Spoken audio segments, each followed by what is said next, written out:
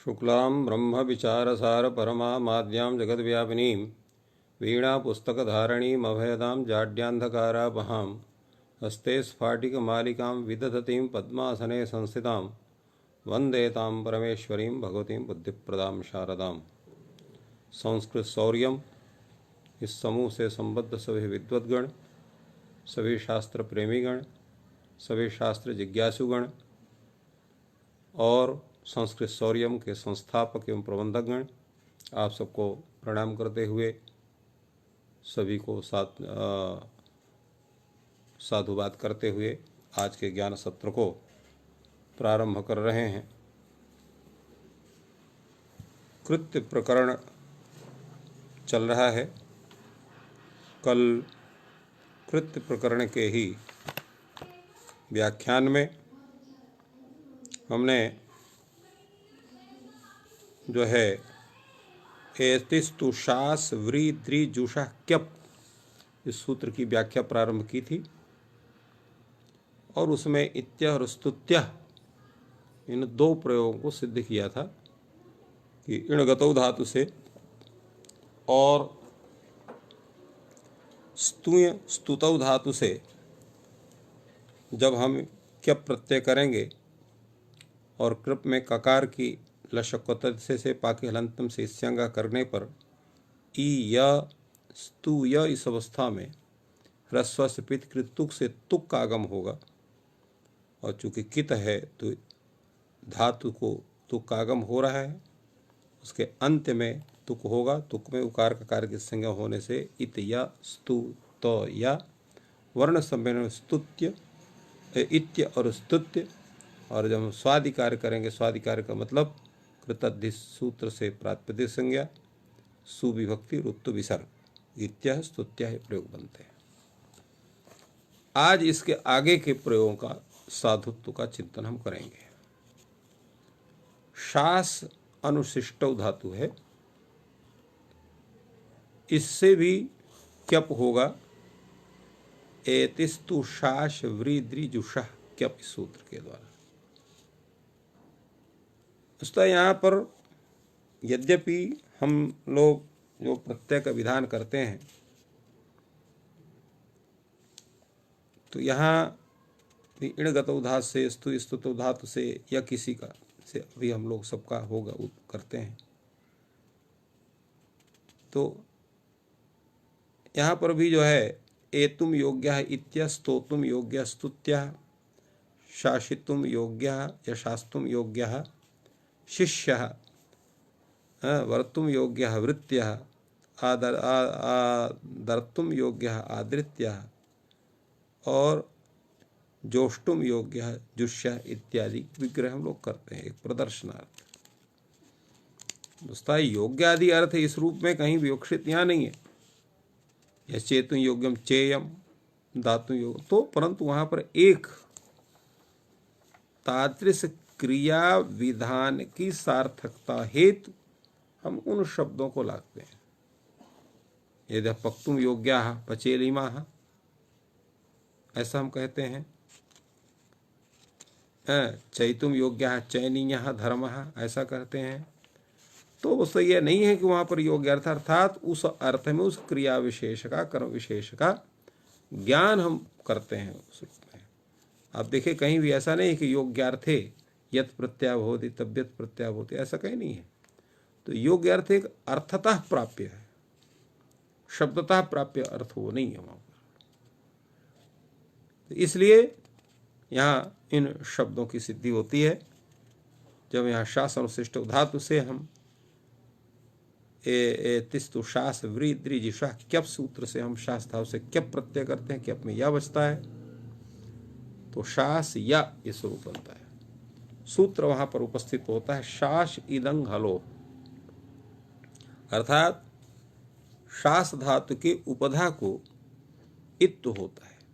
क्या परे रहते अंग हलो अंग च हल च इति अंग हलौ तयो अंग हलो, अर्थात अंग हलादौ प्रत्यय च परे। और हलादि प्रत्यय कैसे होना चाहिए? कित गित होना चाहिए।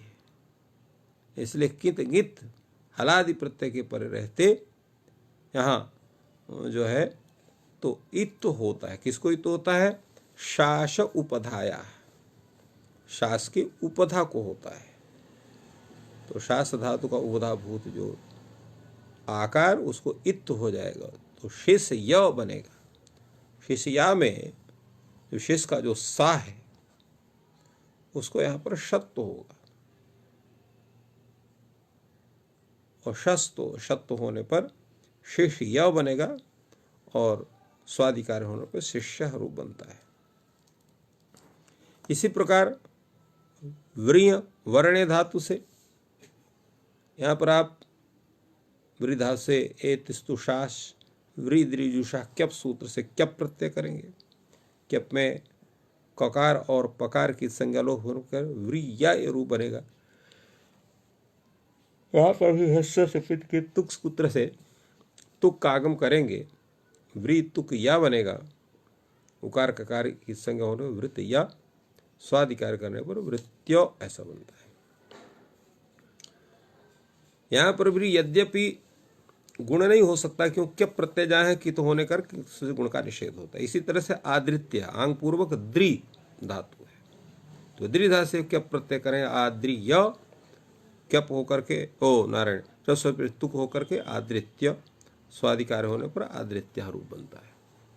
जुषी प्रीति सी बने हो धातु से यत प्रत्यय करेंगे, जुषया क्यप प्रत्यय करेंगे, जुषया बनेगा। कित्वात यहाँ पर भी गुण का निषेध है, जुष्य सका, और यहाँ पर स्वादिकार जुष्या बनता है। तो इस तरह से ये देखिए, इस सूत्र के द्वारा एक सूत्र है, परंतु इत्यः स्तुत्यः शिष्यः वृत्त्यः आदृत्यः जुष्यः इतने प्रयोगों की सिद्धि होती है। प्रयोग में यहाँ पर केवल 3 सूत्र मुख्य रूप से प्रवृत्त होते हैं, एति सुशास वृद्रि जुषा क्यप। इसकी प्रवृत्ति प्रत्येक प्रयोग के लिए खरा, इत्या की भी है, स्तुत्या की भी है, शिष्या वृत्त्या आदृत्या जुष्या सभी के लिए इसकी प्रवृत्ति है। ह्रस्व पितृ तुक जो है इत्या में, स्तुत्या में, वृत्त्या में, आदृत्या में, इन 3 इतने स्थलों पर इसकी प्रवृत्ति होती है। और शासित अंगिलों की केवल एक जगह पर शिष्या के लिए इसकी प्रयोग होता है। तो इस तरह से इन प्रयोगों का स्वरूप हमारे सामने उपस्थित होता है। अगला सूत्र आपका मृजेर विभाषा, मृजे क्यप वास्यात। मृज धातु से क्यप प्रत्यय होता है, विकल्प से होता है, तो मृज्य रूप बनता है। तो मृज मार्जने धातु है, उससे आप क्यप करेंगे, मृज या बनेगा। और मृज या बनेगा तो यहाँ पर किसी सूत्र की प्राप्ति है नहीं, गुण की प्राप्ति होगी, क्योंकि मृज या में यहाँ पर या की आर्धातुक संज्ञा है। तो आर्धातु पगवंत लघु सूत्र से यहाँ प्राप्ति होगी गुण की, चूंकि क्यपकित है इसलिए किंचा सूत्र से गुण का निषेध हो जाएगा। तो मृज य ऐसा बनेगा, स्वादिकार पर मृज्या रूप बनेगा। और जब नहीं होगा यत क्यप प्रत्यय तो क्या होगा? तब वहां पर सूत्र उपस्थित होता है रिहलोर्ण्यत। ये कहता है रिवर्णंतात हलंताच धातोर्ण्यत स्यात्। का रिवर्णांत जो धातु है और हलंत जो धातु है उस धातु से यत ण्यत प्रत्यय होता है। तो यहां पर मृज धातु से भी ण्यत प्रत्यय होगा, परंतु इसका जो प्रयोग है इसको बाद में बताएंगे। ण्यत प्रत्यय होने पर क्या रूप बनेगा, उसके पहले यहाँ पर इस सूत्र जो मुख्य सूत्र है आपका रिहलोर्ण्यत, इससे ण्यत प्रत्यय करने पर कौन कौन से प्रयोग होते, कैसे सिद्ध होते हैं, पहले इस पर हम लोग चर्चा करते हैं। जैसे आपका है प्रयोग है आपका कार्यम, तो कर्तुम योग्यम कार्यम, हर्तुम योग्यम हार्यम और धर्तुम योग्यम धार्यम, जैसा हमने बतलाया प्राय हम लोग इसी तरह से करते हैं। और क्रियते यत् तत्कार्यम, ह्रियते यत् तत्हार्यम, ध्रियते यत् तत्धार्यम। वस्तुतः ये विग्रह का स्वरूप होना चाहिए। यहाँ पर जो ण्यत प्रत्यय हुआ है वो कर्म अर्थ में है, इसलिए कर्तुम योग्यम कार्यम, हर्तुम योग्यम हार्यम, धर्तुम योग्यम धार्यम, ऐसा नहीं है इसका विग्रह। इसी तरह से वहां पर भी है शास्यते इति शिष्यः, व्रियते इति वृत्त्या, आद्रियते इति आदृत्य, जुष्यते इति जुष्या, सब जगह कर्म में प्रत्यय। यहाँ पर शासितुम योगा शिष्य, ये हम लोग अलग से बना लेते हैं। अवस्था शास्यते यह सह शिष्य, कर्म में प्रत्यय हर जगह। क्यों? ये सब जो है कृत्य प्रत्यय, तयोरेव कृत्यक्त खलर्था। तो योग्य अर्थ है, ये केवल फलितार्थ इसको आप कह सकते हैं। वस्तुतः कर्म में सब ये प्रत्यय हो रहे हैं। इसी प्रकार ये तो योग्य नहीं, इसी प्रकार इसका भी है। ईयते इति इत्या, स्तूयते इति स्तुत्या, यहाँ सब जगह कर्म में प्रत्यय है। क्योंकि सब जितनी धातु हैं ये क्या है? सब सकर्मक है, तो सब जगह कर्म में प्रत्यय हुआ है। यहाँ पर भी क्रियते यत् तत्कार्यम, ह्रियते यत् तत्हार्यम, ध्रियते यत् तद्धार्यम, सब जगह यहाँ पर भी जो ण्यत् प्रत्यय हो वो किस अर्थ में हुआ है? कर्म अर्थ में हुआ है। तो क्रिय, ह्रिय, ध्रिय ये बना है।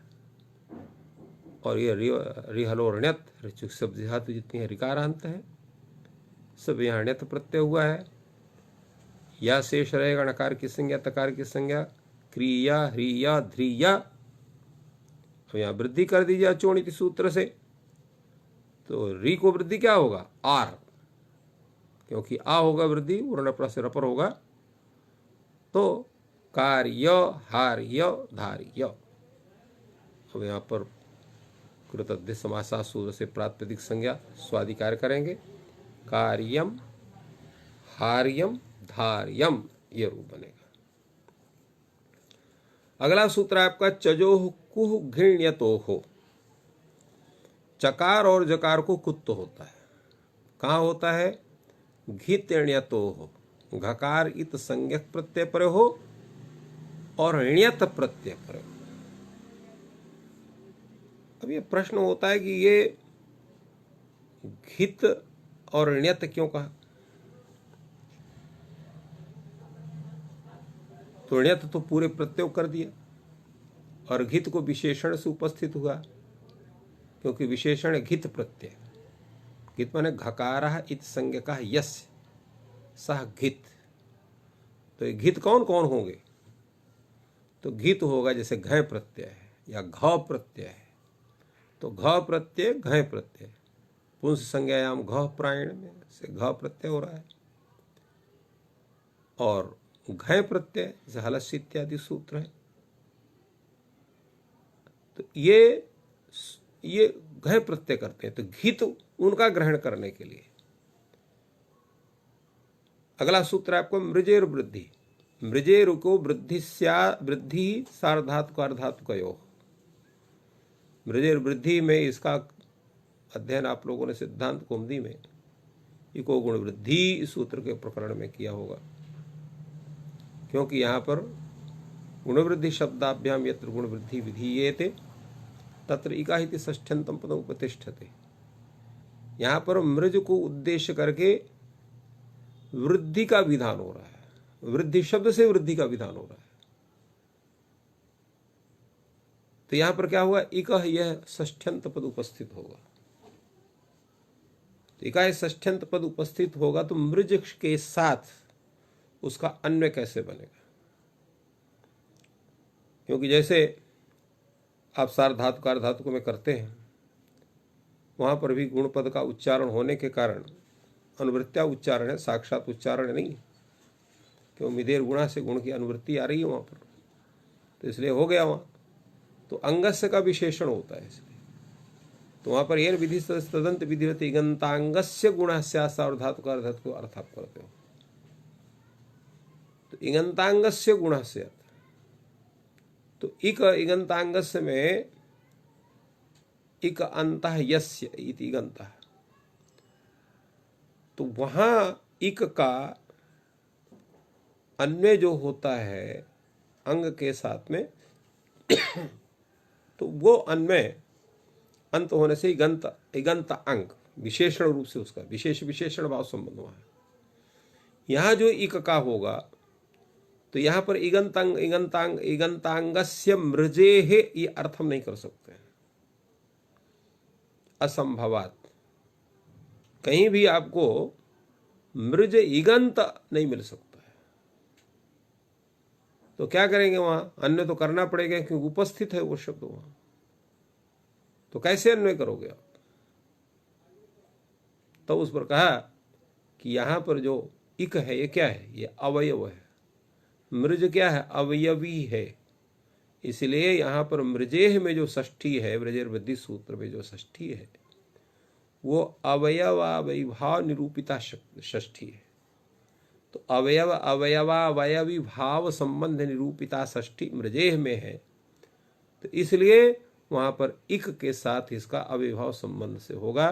तो इसलिए मृजेह इका वृद्धि ही ये होगा। अर्थात सार्वधातुकार धातु का व्यवहित पूर्वत्व विशिष्टस्य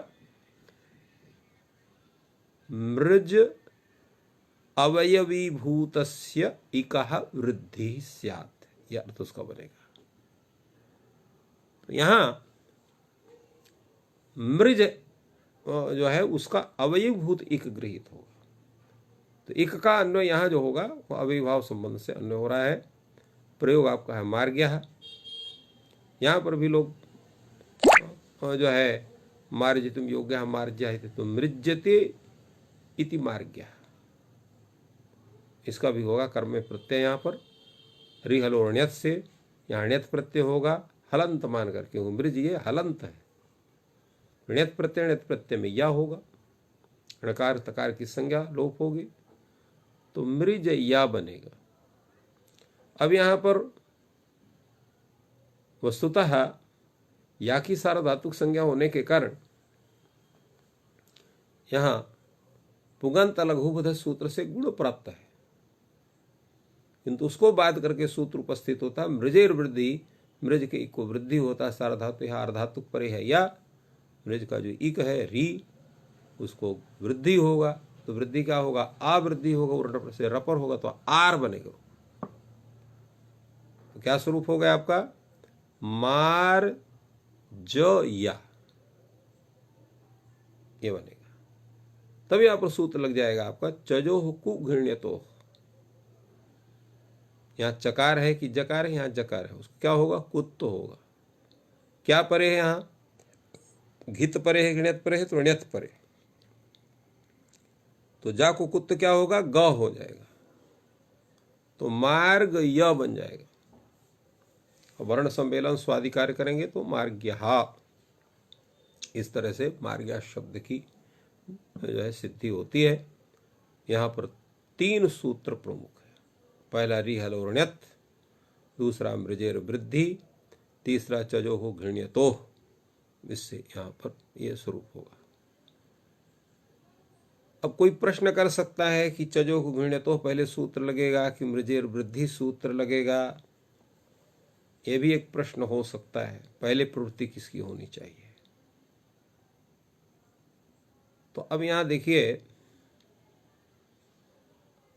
कि यहां चजो को घृण्यतो सूत्र है और मृजेर वृद्धि सूत्र है। इन दोनों में जो सामान्य और विशेष अगर हम लेते हैं तो मृजेर वृद्धि यहां पर मृज धातु को उद्देश्य करके वृद्धि का विधान कर रहा है। चजो को गुण्यतो जो है सामान्य रूप से चकारांत जकारांत जो भी शब्द है उसको घृणित प्रत्यय पर रहते विधान कर रहा है।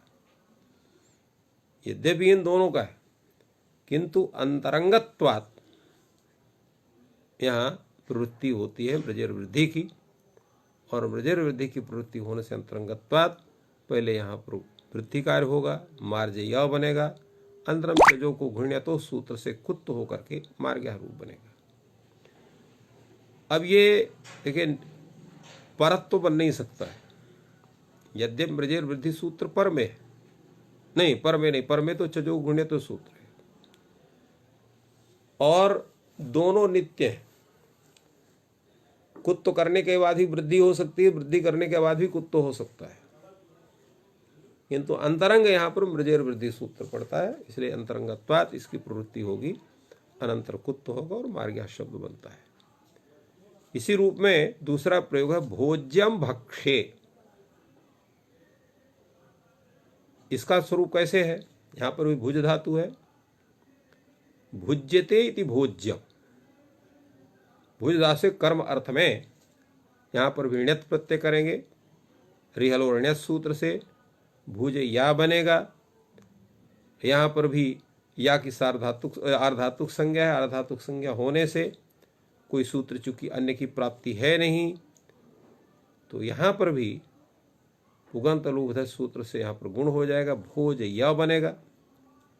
चजोह को घृण्यतो सूत्र से यहाँ पर जकार को कुत्त हो करके होना चाहिए था और भोग्यम ऐसा रूप बनना चाहिए था, किंतु यहाँ सूत्र उपस्थित होता भोज्यम भक्ष्य। ये कहता है कि जब भक्ष्य अर्थ में हमें साधुत्व करना है तो वहां पर कुत्व नहीं होगा। वस्तुतः भोज्यम भक्ष्य यह सूत्र निपातनाथ चजो को घृण्य तो इस सूत्र से प्राप्त कुत्व का निषेध करता है, निषेध सूत्र है। कैसे करता है? निपातनाथ। इसलिए भक्ष्य अर्थ में यहां कुत्व नहीं होता है तो भोज्यम ऐसा ही रूप होगा, किंतु भक्ष्य से अतिरिक्त अन्य स्थल में है तो वहां पर इस सूत्र की प्रवृत्ति होगा नहीं, क्योंकि भक्ष्यार्थ विषय में ही इसकी प्रवृत्ति होती है। फलतः वहां पर चजो कुण्य सूत्र से कुत्त होकर के भोग्यम शब्द बनेगा। तो इस तरह से भोक्ष्यम भज्ये भोग्यम अन्यत ये अब बताया गया। इस तरह से हम देखते हैं कि हमारे कृत प्रत्यय, जैसे हमने बताया कि लगभग 7 प्रत्यय होते हैं। जैसे आपका एक हो गया आपका तब्यत, तब्य, अनियर, केलिमर, यत, क्यप, यह प्रत्यय हुआ और ण्यत प्रत्यय हुआ। तो इस तरह से ये 8 प्रत्यय आपके सामने उपस्थित होते हैं। फिर से गिनने के लिए तब्य प्रत्यय, तब्यत प्रत्यय। अगर तब्य तब्यत को एक ले लेते हैं तो 7 प्रत्यय। तो तब्य, तब्यत, अनियर, केलिमर, यत, क्यप और ण्यत, ये 7 प्रत्यय आपके हैं। और पूरा जैसे हमने बताया था तो 7 प्रत्यय 8 प्रत्यय। इन प्रत्ययों में जैसे हमने बताया कि अगर आप जो है तब्यत तब्यत को एक रखते हैं तो 7 होंगे, और नहीं तो तब्यत तब्यत को अगर पृथक पृथक मानते हैं तो 8 प्रत्यय। तो इन 8 प्रत्ययों का जो विधान है, जैसे पहले बतलाया गया, धातु अगर धातु अकर्मक है तो उसे केवल भाव अर्थ में प्रत्यय होगा, अगर सकर्मक है तो उसे कर्म अर्थ में प्रत्यय होगा, क्योंकि कृत्य प्रत्यय तयोरेव कृत्य खलर्था है। इस नियम के अनुसार भाव और कर्म में ही इनका होता है। और जैसे हमने अभी विवेचन में कहा कि वह कर्तुम योग्यम कार्यम इत्यादि जहाँ योग्य अर्थ का जो हम प्रतीति करते हैं, ये वस्तुतः अर्थतः प्राप्त हो सकता है, किंतु यह शब्दतः प्राप्त नहीं है। वस्तुतः क्रियते यत् तत्कार्यम, ह्रियते यत् तत्हार्यम इत्यादि रूप में। इसलिए भोक्तुम योग्यम भोज्यम और अन्यत भोग्यम होते, यानी भक्ष्य जहाँ होगा भोज्य होगा, और इसके अतिरिक्त जो भोक्तुम योग होगा वो भोग्य होगा। तो ये विधान, ये स्वरूप जो है कृदंत में कृत्य प्रक्रिया का होता है। संप्रति हम लोग अब कृदंत में प्रवेश कर रहे हैं पूर्ण रूप से, जिसका प्रथम सूत्र है णवुल त्रिचौ। धातो रेतौ स्तः कर्तरि कृदिति कर्तर्थे। तो कर्तरि कृत ये परिभाषा सूत्र है। कर्ता कृत प्रत्यय कर्ता में होता है। तो यहाँ धातु से जो णवुल प्रत्यय होगा, त्रिच प्रत्यय होगा, वो कर्ता अर्थ में ही होगा। जैसे हमने चिंतन इसमें किया था कि णवुल त्रिचौ इत्यादि में जितने भी कृदंत प्रत्यय हैं, एकाध को छोड़ करके प्राय में कहीं भी जो है काल का निर्देश नहीं है। ता प्रत्यय में कहीं न कहीं काल का निर्देश है, क्योंकि वहाँ पर भूते का अधिकार चलता है। उसी में जो है वर्तमानेकता जहाँ होता है वहाँ वर्तमान काल का स्वरूप बनता है। कहीं जो है लृट सद्वा इत्यादि भविष्यत अर्थ की प्राप्ति होती है। ऐसे अनेक स्थलों में काल विशेष का भी निर्देश है। तो जहाँ पर काल विशेष का निर्देश नहीं है वहाँ पर क्या होना चाहिए, इस पर हमने बतलाया था कि प्रायः वहाँ वर्तमान काल होता है, कहीं न कहीं इष्ट स्थल में भविष्यत और जो है भूतकाल का भी निर्देश प्राप्त होता है, परंतु प्रायः वर्तमान काल में है। डबल त्रिचौ उसके भाष्य में भाष्यकार ने कुछ प्रत्ययों के लिए वर्तमान काल का भी माना है, जैसा हमने आप लोगों को बतलाया। तो यहाँ पर भी कर्ता जैसे होता है, अपने त्रिच जैसे क्री धातु है उसे आप त्रिच प्रत्यय करेंगे, क्री त्री बनेगा, त्री की अर्धातुक संज्ञा होगी और सार्वधातु का अर्धातुक से गुण होगा, तो क्री के री को गुण क्या होगा, अर्गुण होगा, अर्थात अगुण होगा और रप से रपर होगा, कर्त्री बनता है। अब कर्त्री में जो है स्वादिकार होने पर कर्ता यह रूप बनता है। तो कर्ता में जो ये कर्ता है, तो विग्रह तो ये करोतु इति कर्ता, वर्तमान काल का ही आप विग्रह करते हैं, ऐसा नहीं करते हैं करिष्यति इति कर्ता या अकरोति इति कर्ता, ऐसा विग्रह नहीं होता है। करोति इति कर्ता यही विग्रह होता है, करिष्यति इति कर्ता नहीं होता है, और अकरोति इति कर्ता ये भी विग्रह नहीं होता है। क्यों होता है? क्योंकि वर्तमान काल ही प्रथम विवक्षित होता है। यद्यपि भूतकाल की क्रिया का विधान करने वाला भी कर्ता होता है, भविष्यत्कालिक क्रिया को विधान करने वाला भी कर्ता होता है, वर्तमान कालिक क्रिया का विधायक भी कर्ता होता है। किंतु जो कर्तृ शब्द का जो आप विग्रह करेंगे तो करोति इति कर्ता, करोति इति कारका, यही विग्रह का स्वरूप बनेगा। फलतः यहाँ वर्तमान अर्थ में त्रिच प्रत्यय होता है, परंतु वहाँ उसका वर्तमान काल में प्रत्यय मात्र में, इसके बाद बोध में जहाँ पर कर्ता शब्द का होगा तो वर्तमान अर्थ के परिप्रेक्ष्य में ही कर्ता शब्द का प्रयोग होगा, ऐसा नहीं है। भूतकालिक क्रिया का विधायक भी कर्ता शब्द, कर्तृ शब्द का प्रयोग होगा, और वहाँ पर भी करोति इति कारकः या करोति इति कर्ता, यही उसका विग्रह होगा। इसलिए यहाँ दूसरे जो कर्तृ शब्द है इसका लिंग विवक्षित नहीं है, इसलिए तीनों लिंग में इसका प्रयोग होगा। क्यों? ये विशेषण है। ये क्या है? विशेषण है। देव कर्ता देवदत्तः, कर्त्री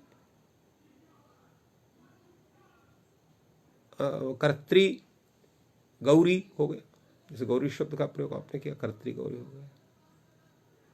इसी प्रकार कर्त्री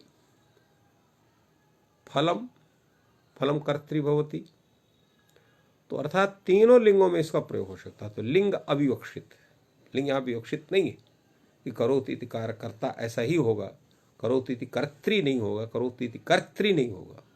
तो कर्ति कर्तृणी कर्ति कर्तृणी कर्त्रीणी, कर्ता कर्तारो कर्तारः, और कर्त्री कर्त्र्यौ कर्त्र्यः, तीनों लिंगों में इसके रूप चलते हैं। इसी प्रकार कारका शब्द का भी, इसका भी सभी में रूप चलते हैं। कारका भी होता है, कारकम भी होता है, कारिका भी होता है। तो तीनों लिंगों में कारक शब्द की व्युत्पत्ति के लिए अब यहाँ पर है करोति इति कारकः। इस विग्रह में यहाँ पर क्री धातु से आप ढवल त्रिचौ सूत्र से ढवल प्रत्यय करेंगे। ढवल में ण की संज्ञा चुटू से, ल की संज्ञा हलंत्यम से, वू खाली बचेगा। सूत्र उपस्थित हो युवोर्नाको, यु वु एतयोः अन अकौ अस्तः। तो यहाँ पर सूत्र लगेगा यथासंख्यम अनुदेशा समानाम, सम संबंधी विधि यथा संख्यात। इस नियम के आधार पर यु के स्थान में अन, वु के स्थान में अक आदेश होता है। यहाँ पर क्या है? यहाँ पर वु है, तो वु के स्थान में अक आदेश होगा, तो क्री अक बनेगा। अब अक इसकी सार्वधातुक ओ आर्धातुक संज्ञा होगी, आर्धातुकम शेषा से। क्री के रि को जो है वो सार्वधातुक आर्धातुक सूत्र से गुण होगा, नहीं गुण नहीं होगा, णउल है ना, णित है ये, तो अचोणी से वृद्धि होगी यहाँ, तो कार अक बनेगा। वर्ण सम्मेलन में कारक, स्वादिकार करने पर कारक ये रूप बनेगा। तो इस तरह से ढवल त्रिचौ सूत्र के द्वारा ढवल प्रत्यय करने पर कारकः, त्रिच प्रत्यय करने पर कर्ता ये रूप सिद्ध होते हैं। ऐसे भी अन्य शब्दों को हारकः हर्ता, दायकः दाता, इसी प्रकार ज्ञापकः, ज्ञाता, ऐसे अनेक शब्दों का आप साधुत्व इस सूत्र से बना सकते हैं। अगला सूत्र आपका है नंदि ग्रही पचादिभ्यो ल्युणिन्याचा। नंद्यादि, अब यहाँ पर इसका देखिए, यहाँ पर यथा संगमनुदेशानो यहाँ भी लगाना पड़ेगा, नहीं ये नंदिग्रही पचादिभ्या ल्युणिन्याचा लिख दिया गया कि नंद्यादिगण पठित शब्दों से, गृह्यादिगण पठित शब्द से, पचादिगण पठित, नंद्यादिगण पठित धातुओं से, गृह्यादिगण पठित धातुओं से, पचादिगण पठित धातुओं से ल्युणिन अच प्रत्यय होते हैं। ये तो आपने बोल दिया, तो इनका ज्ञान कैसे आप करोगे? आपके पास कोई दूसरा उपाय नहीं है यथा संगम नाम के अतिरिक्त, जब नंदादि से ल्यू का, गृह्यादि से णिनि का और पचादि से अच का विधान आप करते हो, या उस तरह का अर्थ का विधान करें। तो यहाँ पर एक ही सूत्र है, यथा संख्यम अनुदेशानाम सम संबंधी विधि यथा संख्यम स्यात्। सम संबंधी विधि यहाँ पर है, समा तो यहाँ जो है नंद के साथ ल्यू का, ग्रह के साथ णिनि का और पच के साथ में अच का, इनका अन्वय होगा। और इस तरह से इसका उदाहरण, इसका पहले सूत्र की वृत्ति इन्होंने बताया, नंद्यादि ल्युः ग्रह्यादि णिनिः पचादि रच स्यात्। नंद्यादि धातुओं से ल्यू प्रत्यय, ग्रह्यादि धातुओं से णिनि प्रत्यय और पचादि धातुओं से अच प्रत्यय होता है। तो यहाँ से नंद है, न माने टुनदि समृद्ध हो, टुनदि इदि थे तो नंदास्नुम हो जाएगा, तो नंद धातु का स्वरूप बनेगा। और जब णिच प्रत्यय होगा तो नंदयति, नंदयति, नंदयतः, नंदयंती, ये रूप है। इसलिए नंदयतीति ये विग्रह किया गया। नंदी धातु से ल्यू प्रत्यय करेंगे, ल्यू में लकार की संज्ञा हो जाएगी, लशकोत्तर से यू के स्थान में योर नाको से अन आदेश हो जाएगा, नंद अन ऐसा बनेगा। तो नंद अन इस अवस्था में वर्ण सम्मेलन होने पर नंदन, स्वाधिकार करने पर नंदनः रूप बनता है। तो इस तरह से ये हुआ। अगला आपका है जन्म अर्दयती जनार्दन। वस्तुतः यहाँ अर्ध धातु है। जन्म अर्दयति इस विग्रह में यहाँ जो है तो अर्धगतौ याचने च धातु है, ये भी ण्यंत धातु है, उससे भी यहाँ आप ल्यू प्रत्यय करेंगे तो ये बनेगा। दूसरे यहाँ पर जन्म अर्दयति ऐसा जब विग्रह करके आपने जनार्दन बनाया है तो यहाँ उपपद मतिंग सूत्र से उपपद समास हो जाएगा। उपपद समास होकर के ल्यू प्रत्यय करके और जनार्दन शब्द होता है, इसलिए जनार्दन रूप बना। इसी प्रकार लवण शब्द है, लूय छेदने धातु से बनता है, लूयते इति लवण।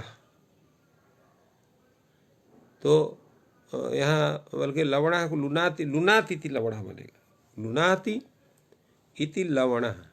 अब यहाँ पर ये लुनाति अर्थ लवण के लिए कैसे बनेगा? क्योंकि लवण है वो किसी का छेदन तो नहीं करता है, परंतु करता है। किसी भी वस्तु में आप नमक रख दीजिए तो उस धीरे धीरे वो गलेगा या नष्ट होगा या छिद्र होगा इत्यादि। इसलिए लुनातीति लवण कहा, जो किसी को गला दे, किसी को किसी में छिद्र कर दे तो उसको लवण कहते हैं। इसलिए यहाँ पर लूय छेदने धातु से लुनातीति से विग्रह में आप ढ़उल त्रिचौ सूत्र से नहीं, नंदगिरी पचादि बिलुनिना सूत्र से यहाँ पर ल्यू प्रत्यय होगा। ल्यू में यू खाली यू बचेगा, यू को अन आदेश होगा और गुण अवादेश होकर के लवन बनेगा। णत्व कहाँ से आएगा इसमें? लवण हमें णत्व करने वाला कोई सूत्र नहीं। णत्व कैसे होगा यहाँ? तो णत्व यहाँ होता है निपातनात् णत्व, निपातनात् यहाँ णत्व हो रहा है। क्यों निपातनात्व हो रहा है? कहाँ निपातन है? तो नंदादि गण में धातुओं का पाठ नहीं है, धातु से सिद्ध शब्दों का पाठ है। जैसे नंदनः, जनार्दनः, लवणः इत्यादि रूप में वहाँ उनका पाठ है। तो जब इस तरह का पाठ है वहाँ तो आपको जो है उन्हीं का उसी रूप में ग्रहण होता है। जैसा भी हमने आपको बतलाया कि यहाँ नंदना ये जो पाठ है, तो नंदना में उस प्रकरण के उन उसका धातुओं का नहीं, तत्सिद्ध शब्दों का पाठ है। तो तत्सिद्ध शब्दों का पाठ होने से वहाँ उस पाठ में लवण शब्द का पाठ है। तो लवण शब्द का पाठ होने से वो जो है तो वो निपातनात् वहाँ णत्व हो गया है, इसलिए निपातनात् णत्व बताया। लवण नहीं, लवण शब्द बन ही नहीं सकता है। इसी प्रकार नंद्यादि शब्दों के अनंतर गृह्यादि शब्दों का विवेचन है। गृह्णातीति ग्राही, यहाँ पर भी ग्रह धातु से ऋणी प्रत्यय होगा। किस सूत्र से? इसी सूत्र से, नंदिग्रही पचादिभ्यो लुणिन्यचा सूत्र से। तो ऋण प्रत्यय होगा, ऋण में इन बचेगा तो ग्रह इन बनेगा। और यहाँ पर भी अतुधाया से वृद्धि हो जाए तो ग्राहीन बन जाएगा। स्वाधिकार करने पर ग्राही रूप बनता है। तो गृह्णातीति ग्राही, तिष्ठतीति अस्थायी, मंत्रयतीति मंत्री। तो ग्रह धातु से, स्थागति निवृत्तो धातु से, मंत्र धातु से, इनसे सबसे णिन प्रत्यय होगा। और णिन प्रत्यय होने पर जो है ग्राही बनेगा। अस्थाई कैसे बनेगा? अस्थाई के लिए विषय में सुनिए। तो तिष्ठतीति अस्थाई, स्था धातु है, सूत्र से ऋण प्रत्यय होगा, ऋण में ई बचेगा तो अस्था ई होगा। आतो युक्षिण कृतो सूत्र से यहाँ युग का आगम हो जाएगा। तो अस्थाय ई, स्थायिन, स्वादिकरण पर स्थायी। मंत्रिन में कोई दिक्कत नहीं है, मंत्र धातु है और इससे यहाँ पर ऋणी प्रत्यय होगा तो मंत्रिन बनेगा। और स्वाधिकार करने पर मंत्री, मंत्रिणो, मंत्रिणः, स्थायी, स्थायिनो, स्थायिना, ग्राही, ग्राहिणो, ग्राहिणा इत्यादि रूप होगा। अगला कहते हैं पचादिभ्या। पचादिगण से विहित यहाँ पर किसी शब्द का उल्लेख इन्होंने नहीं किया। लघु सिद्धांत कौमुदी ने, इनको करना चाहिए था। जैसे पचतीति पचह, ऐसा लिखना चाहिए था। क्यों नहीं लिखा इन्होंने? कहा इनके उदाहरण पर्याप्त हैं, बहुत से उदाहरण हैं। तो बहुत से प्रसिद्ध का होने के कारण इनके उदाहरणों की गणना इन्होंने नहीं की, केवल लिखा पचादि आकृत गण। इस रूप में जो शब्द होगा वो सब उस गण का माना जाएगा, इसलिए उसके अपवाद सूत्रों की यहाँ पर गणना करते हैं। युगुपधज्ञा प्रीकरः कः, एभ्यः कः स्यात्, अर्थात एभ्यः कः प्रत्यय स्यात्। युगुपधक जो धातु, ज्ञा धातु, प्री धातु और क्री धातु, इतने धातु हैं। युगपधक जो धातु, ज्ञा धातु, प्री धातु और क्री धातु, इनसे क प्रत्यय का विधान होते। एभ्यः कः स्यात्, कस्मिन् अर्थे? कर्तरि अर्थे, कर्तर अर्थ में होगा। बुध्यते इति बुधः, इसी प्रकार कृष है, कृष्यते इति कृशः, और जानाति इति ज्ञः, प्रीणाति इति प्रियः, किरति इति किरा। सर्वत्र यहाँ पर कर्ता अर्थ में युगुपद बुध और कृष्ण में युगबधक मान करके, ज्ञा में जो है ज्ञा को धातु के रूप मान करके, प्री धातु को मान करके, क्री धातु को रोक करके यहाँ पर क्या होता है? क प्रत्यय होता है। क प्रत्यय होने से बुध आ, कृष आ, ज्ञा आ, प्री आ, क्री अ ये स्वरूप बनेगा। तो यहाँ बुध अ में क प्रत्यय होने से, कित होने से क की अर्थात क का अवशिष्ट जो आ है उसकी अर्धातुक संज्ञा होती है। अर्धातुक संज्ञा होने के पश्चात जो यहाँ पुगंत लघुपथ सूत्र से गुण प्राप्त होता है उसका निषेध हो जा रहा है, क्योंकि ये किंच गुण का निषेध है कित होने से। इस प्रकार किशा में भी निषेध हो जाएगा। किंतु ज्ञा धातु से जब आएगा यहाँ पर तो यहाँ आतो लोपित से आकार का लोप हो जाएगा, तो ज्ञ इतना मात्र बचता है। प्रिया किराह में यहाँ क्या होता है? तो यहाँ प्री धातु है और क्री धातु है, तो प्री धातु और क्री धातु में जब आप यहाँ क प्रत्यय करेंगे तो प्री का बनेगा। तो प्री क में ककार की संग प्री आ, तो यहाँ पर अचिष्ण धातु रुभाव एवं गौ सूत्र से यहाँ पर इयंग आदेश हो जाएगा। तो यंग आदेश होने के कारण यहाँ पर प्रिय आ वर्ण समय प्रिय ऐसा बनेगा, स्वादिकरण में प्रिय रूप बनेगा। और जो क्री धातु है यहाँ पर इसको इत्त होगा, इत्त होने के कारण यहाँ पर इसको रपर हो जाएगा, तो इर ऐसा स्वरूप बन जाए तो किर बनेगा, और स्वादिकार करने पर किरा रूप बनेगा। तो इस तरह से बुधा कृषा यहाँ पर युगधक मान करके इसको क प्रत्यय होता है। ज्ञाह में यहाँ इसको जो है ज्ञात धातु मान करके, प्री में प्री धातु को मान के, प्री में क्री धातु को मान करके, इस तरह से इन सब का स्वरूप सिद्ध होता है, इनके रूप सिद्ध होते हैं। क्योंकि इनमें सर्वत्र आप देख रहे हैं कि यहाँ पर क प्रत्यय हो करके और ये सभी रूप सिद्ध होते हैं। अगला सूत्र है आपका आतश्चोपसर्गे। आतश्चोपसर्गे सूत्र भी इसका अपवाद है। ये कहता है कि उपसर्ग विशिष्ट जो आकारांत धातु उससे भी क प्रत्यय होता है। आकारांत धातु कैसा होना चाहिए? आकारांत धातु उपसर्ग विशिष्ट होना चाहिए। तो प्रजानाति, सुग्लानाति, सुग्लायति, तो प्रजानाति सुग्लायति, ग्लई हर्षक्षय सुग्लायति, सुग्लायता सुग्लायन्ति ऐसा रूप चलेगा। तो प्रजानाति, तो प्रजानाति में यहाँ प्रपूर्वज्ञा धातु है और दीर्घ आकारांत है, उपसर्ग विशिष्ट है। इस पर ग्लई हर्षक्षय ये भी उपसर्ग विशिष्ट है। उपसर्ग विशिष्ट यहाँ पर जो प्रज्ञा धातु, ग्लई धातु, इनसे आतश्च उपसर्ग सूत्र से क प्रत्यय होगा। और प्रज्ञा क, सुग्लई क, सुग्लई में यहाँ पर इसको आत्मरूप से आकार नहीं, पहले इसको आदेश शीत से यहाँ पर आत्म हो जाएगा, तो सुग्ला अ बनेगा, प्रज्ञा अ बनेगा। अब जो है इसका जो है आकार का यहाँ पर लोप हो जाएगा, और लोप होने पर प्रज्ञा अ, सुग्ल अ, वर्ण सम्मेलन स्वादिकार करने पर प्रज्ञा सुग्ला, ये रूप सिद्ध होते हैं। इसी प्रकार अगला सूत्र है गेहे कह।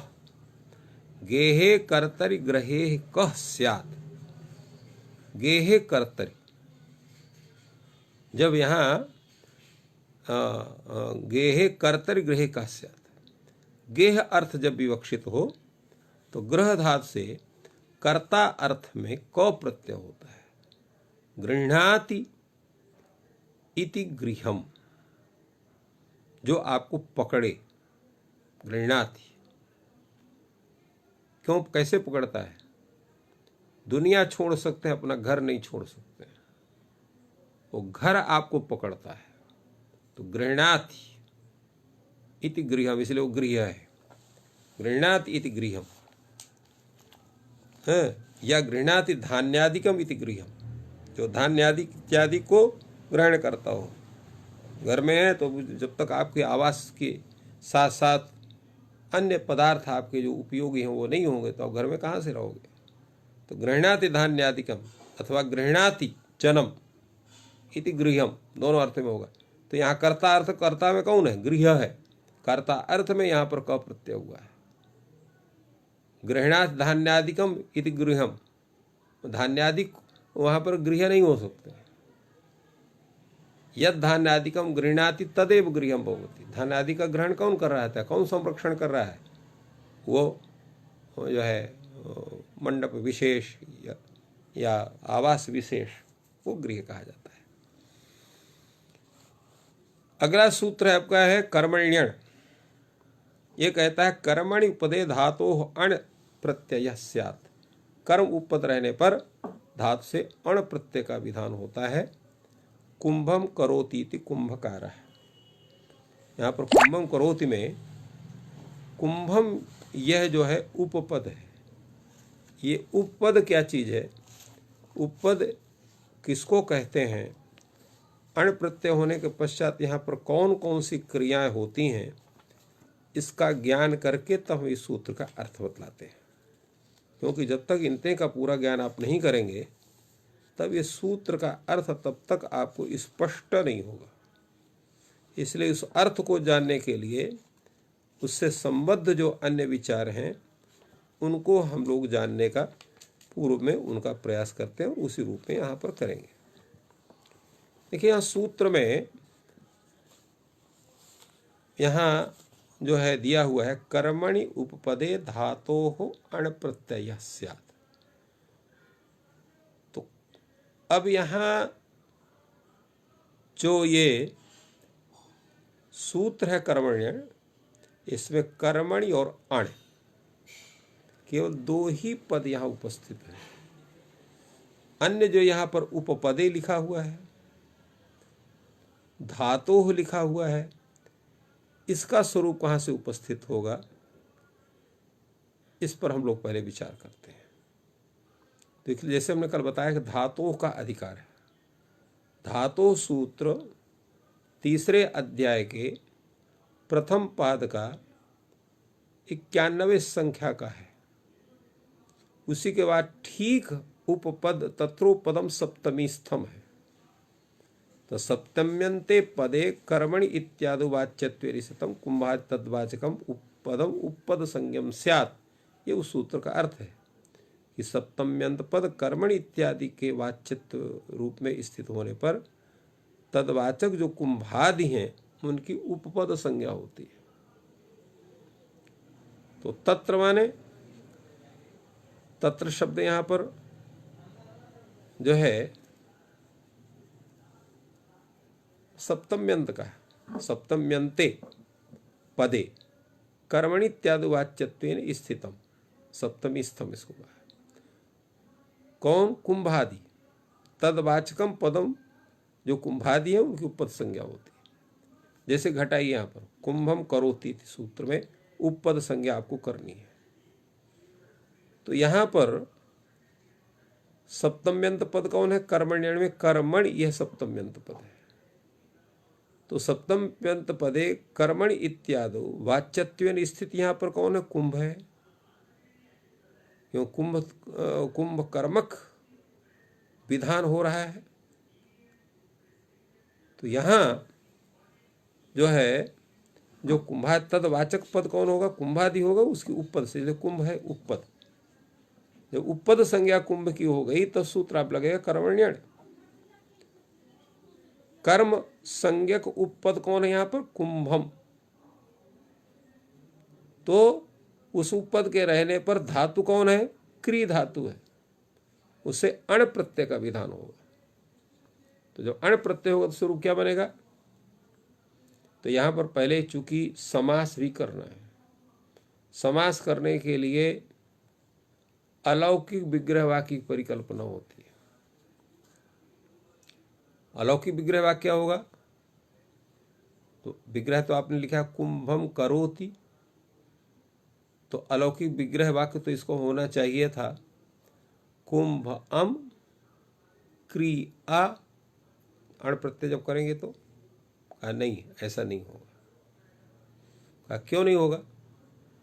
क्योंकि ये जो प्रत्यय का विधान हो रहा है, अण प्रत्यय का विधान है, ये कर्तार्थ में हो रहा है। तो कर्तार्थक कृत प्रत्यय के कृदंत के परे रहते जो प्रातिपदिक है उससे षष्ठी विभक्ति का नियमन होता है। करते पहले उसकी, क्योंकि षष्ठी होती है कर्मार्थ, कर्म में षष्ठी होती है। कर्ति कर्मणो कृति।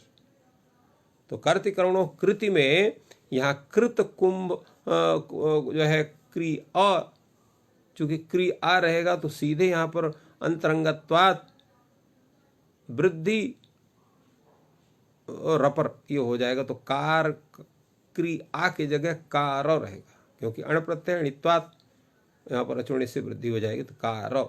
इसलिए कुंभ अस्कार, ये अलौकिक विग्रह वाक्य होगा। इस अलौकिक विग्रह वाक्य में यहाँ पर उपपदवतिंग सूत्र से यहाँ समास होता है, और समास होने पर प्रातिपदिक संज्ञा शुभलुक कुंभ कार ये स्थिति बनती है, और स्वादिकार करने पर कुंभकार यह रूप बनता है। यहाँ जो कृदंत को वृत्ति के अंतर्गत रखा गया, वस्तुतः ये उपपद समास, उपपद जो है कर्मण्यन इत्यादि जो सूत्र हैं, उपपद पर रहने पर जो अनादि प्रत्ययों का विधान कर रहे हैं, इन्हीं के कारण से इसको भी वृत्ति के अंतर्गत रखा गया, और तद विशिष्ट जो अड़उल त्रिचौ इत्यादि जो उनके साथ वो भी वृत्ति रूप स्वरूप में माने जाते हैं। तो इस तरह से ये कुंभकारा इत्यादि में यहाँ पर विचार होता है अण प्रत्यय करने पर, समास करने पर। और इसी तरह से इस कर्मण्यन सूत्र का अपवाद सूत्र है आतोनुपसर्गे कह। ये कहता है आकारांत जो धातु, तो आकारांत धातु और कैसा होना चाहिए, अनुपसर्गात कर्मणि उपपदे, उपसर्ग भिन्न कर्म उपपद होना चाहिए। तो क्या होगा उस धातु से, कह स्यात्, क प्रत्यय होता है, अर्थात आकारांत जो धातु, और वो धातु कैसा होना चाहिए, अनुपसर्गात, उपसर्ग रहित हो, अनुपसर्ग, उपसर्ग अनुपसर्ग, अविद्यमान उपसर्ग यस्मिन् असौ अनुपसर्ग, तस्मात् अनुपसर्गात धातु कर्मणि उपपदे, धातु की अनुवृत्ति, इसलिए धातु होगा। देखिए आदंतात धातु अनुपसर्गात, तो जैसे आदंतात ये धातु का विशेषण है, उसे अनुपसर्गात ये विशेषण है। आदंतात अनुपसर्गात धातु कर्मणि उपपदे कह स्यात्, ऐसा वृत्ति का स्वरूप होना चाहिए, किंतु इन्होंने इसको जो है दूसरे दृष्टि से उपस्थित किया कि आदंतात धातु और अनुपसर्गात की स्थिति से अनुपसर्गात ये स्वरूप उसका बन जाता है। तो कर्म उपपद रहे पर धातु से क प्रत्यय होता है, क प्रत्यय अण का अपवाद है, जैसे हमने कहा कि अणोपवाद है, और आतोलिप से आकार का लोप होता है। प्रयोग है गोदाह धनदाह कंबलदाह, गाम ददाती थी गोदाह, धनम ददाती थी धनदाह, कंबलम ददाती थी कंबलदाह। तो जैसे हमने बताया था इसका भी अलौकिक विग्रह यही होगा, गो अस द का, धन अस द का, कंबल अस धन जो है दा का, ये स्वरूप होना। ककार में सब जगह कार किस संज्ञा आप करेंगे, आ खाली बचेगा, और आतोलिप से आकार का लोप कर देंगे, इसलिए सूत्र ही उन्होंने पहले निर्दिष्ट कर दिया आतोलोप इच्चा। आतोलिप से यहाँ पर जो है क्या होगा, लोप हो जाएगा इसका आकार का। तो गोद आ, धनद आ, कंबल द आ, वर्ण सम्मेलन कर देंगे तो गोद धनद कंबल द। अब यहाँ पर प्रातिपदिक संज्ञा सुविभक्ति ऋतु विसर्ग गोदह धनदह कंबलदह, ये इसके स्वरूप होते हैं। अनुपसर्गे की सोपसर्ग नहीं हो, जैसे गोसंदाया, तो यहां पर गोसंदाया में गान संददाती थी गोसंदाया, यहां पर गो पूर्वक सम पूर्वक दा धातु है, उससे यहां पर आप जो है का प्रत्यय तो होगा नहीं, तो अण प्रत्यय होगा। आ तो इक्षुण कृतों से युग का आगम हो जाएगा, तो गोसंदाय अ बनेगा। अब वर्ण सम्मेलन स्वाधिकार करने पर गोसंदाय रूप बनेगा। वार्तिक है मूल विभुजादिभ्यः कः, तो मूल विभुजादि गण पठित जो शब्द हैं उनमें भी क प्रत्यय होता है। मूलानि विभुजतीति मूल विभुजो रथः, यहाँ मूल पूर्वक विभुज धातु से अर्थात वि उपसर्ग विशिष्ट भुज धातु से क प्रत्यय का विधान होगा, तो मूल वि भुज बनेगा, भुज आ बनेगा। कित्त यहाँ पर भी गुण का निषेध हो जाता है, स्वादिकार करने पर मूल विभुज रथा, इस तरह से ये प्रयोग बनते हैं। आकृति गणोयम, ये मूल विभुजादि गण जो है आकृति गण है। इस तरह से संबद्ध जितने प्रयोग हैं उनका भी इसी तरह से रूप चलेगा। जैसा इन्होंने एक दो प्रयोग यहाँ पर इन्होंने दिया, महीध्रा कुध्रा, तो महेंद्र क्रुद्ध ये दोनों पर्याय शब्द हैं, और महीध्र से भी महीम धरती, कुम धरती, इस विग्रह में यहाँ पर जो है क प्रत्यय हुआ है, और चूंकि गुण का निषेध है, ध्री धातु है, मही ध्री कु ध्री, क प्रत्यय हुआ है, गुण होगा नहीं तो यण हो जाएगा, तो महीध्र कुद्र, स्वाधिकार करने पर महीध्रा क्रुद्रा। तो इस तरह से इसमें यहाँ पर कृदंतों के इनका साधुत्व प्रकार इनका स्वरूप है। चूँकि समय हो चुका है, इसलिए आज हम इस ज्ञान सत्र को यहीं पर पूर्णता प्रदान करते हैं। कल पुनः समय से फिर इसके आगे का चर्चा हम लोग करेंगे। आप सबको बहुत बहुत धन्यवाद। जय तु संस्कृतम, जय तु भारतम।